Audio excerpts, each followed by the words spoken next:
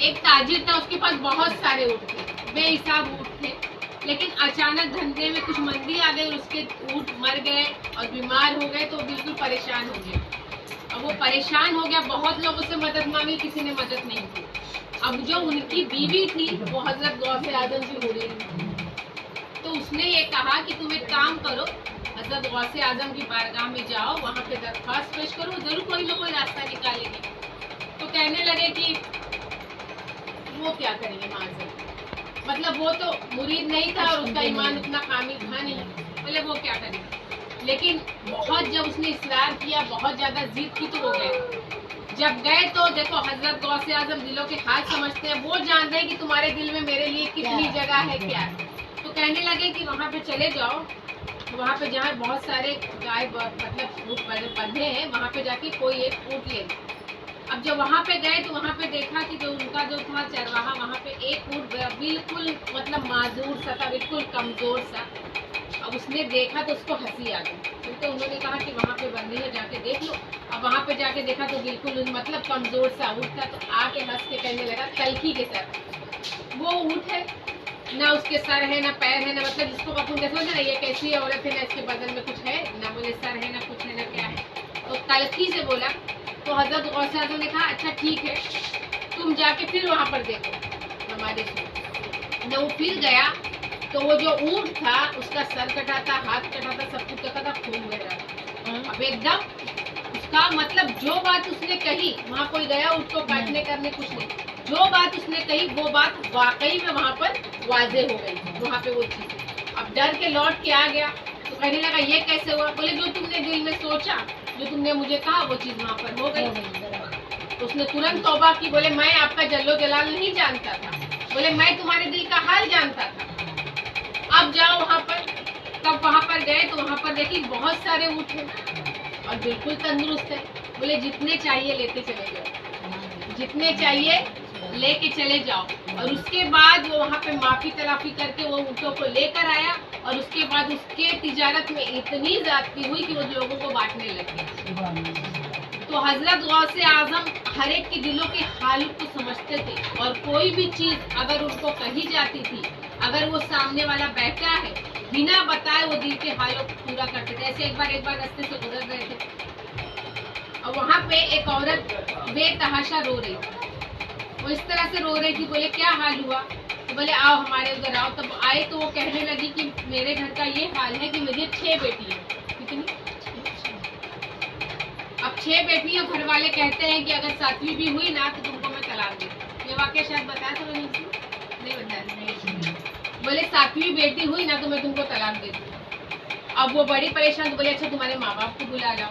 تو جب ماں باپ کو بلا کے لائے تو بولے دیکھو بیٹا یا بیٹی دینا صرف اللہ کے ہاتھ میں، یہ ہمارے ہاتھ میں نہیں ہے۔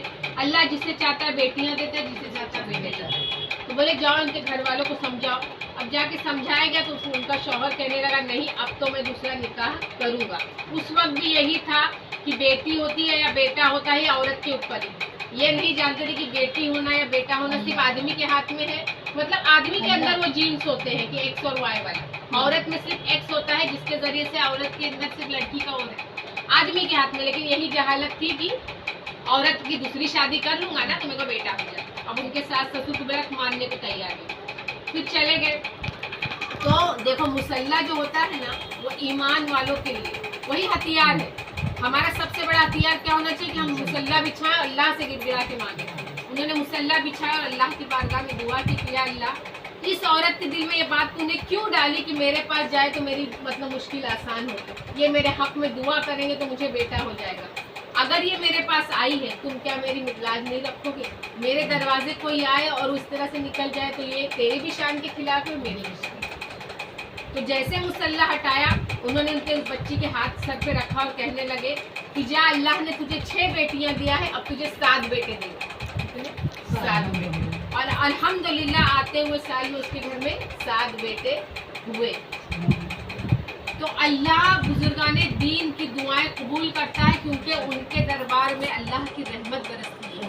ان کی دعا اللہ اس لیے رد نہیں کرتا کہ انہوں نے اپنی پوری زندگی اللہ اور اس کے رسول کی اطاعت فرما برداری میں گزار دی۔ اپنی زندگی انہوں نے نہیں دیکھی، نہ اپنے لیے کبھی کوئی فائدہ نہیں دیکھا۔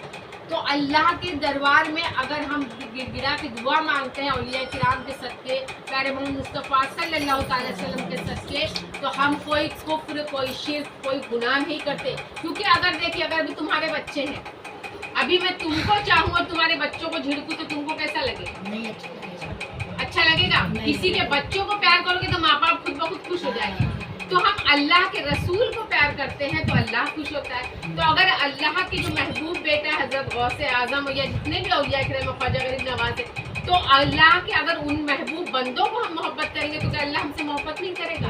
تو جہاں پہ بھی اللہ کے محبوب بندے ہیں وہاں پہ اللہ کی رحمت برستی ہے. اور اللہ کو راضی کرنا ہو تو ہمیں ان کے محبوب بندوں کو بھی راضی کرنا ہوگا. کیونکہ ہمارا اتنا بڑا، ابھی دیکھو آپ کو کسی اسکول میں ایڈمیشن کرانا ہو، کہیں کرانا ہو، تو آپ نے بولتے ہیں ارے ذرا آپ وہاں پہ میرے لیے بات کر لو نا، تھوڑا ریکویسٹ کر دو نا، کہ آپ کی تھوڑی پہچان ہے. تو اس طرح ہم لوگ کیا کرتے ہیں، ریکویسٹ کرتے ہیں اللہ کی بارگاہ میں کہ اللہ اس دربار کے صدقے ٹکڑے میں ہماری دعا قبول کرنا. یا اولیاء کرام آپ ہمارے حق میں اللہ کی بارگاہ میں مانتے صرف کس کو؟ خدا اللہ کو ہی مانتے، لیکن صرف ذریعہ بناتے ہیں. جو بولتے ہیں فاتحہ نہیں کرنے کا، درود نہیں کرنے کا، تو ہم ان کو ذریعہ بناتے ہیں. ابھی جیسے میرے پاس ہی کوئی آتا ہے کہ رانجی ذرا اس سے یہ کام کروا دیں کہ آپ کی تھوڑی پہچان ہے، تو کیا مجھے مان لیا کہ وہ ہیڈ ہوں؟ میں ہیڈ نہیں ہوں، لیکن میں صرف ایک ذریعہ بن رہی ہوں کہ ان تک اپنی بات پہنچانے کے لیے. تو اولیاء کرام بھی ہمارے لیے ایک ذریعہ ہیں کہ جن کے ذریعے ہماری بات، کیونکہ ہماری اتنی اطاعت نہیں، نہ ہمارے دعا میں وہ طاقت ہے، نہ ہماری عبادت تو ہے اس طرح کی ہے، ہماری تو اتنی لائق دل کہ ہم اللہ کی بارگاہ میں اتنے بڑے گنہگار بندے ہیں. لیکن ان کے صدقے شاید کسی کے آمین کے صدقے ہم گنہگاروں کے گناہ معاف ہو جائیں اور ہماری مشکلات آسان ہو جائیں. تو یہ ایک سلسلہ ہے. تو قادری ہے، قادری بن کر ہے، قادری بن کے اٹھائے جائے. ان کے مطلب جو پٹا ان کا جو ہے نا، کیونکہ ان کے در کا کتے کی بھی اتنی بڑی فضیلت ہے کہ وہ شیر کو مار دیتا ہے. تو ہم ان کے دربار کے کتے بنے رہے، ان کے صدقے میں ہماری ساری مشکلات آسان ہو جائیں. تو اللہ ان کے صدقے طفل میں ہم سب کے ہر رنج و مصیبتیں، مشکلات دور فرمائے.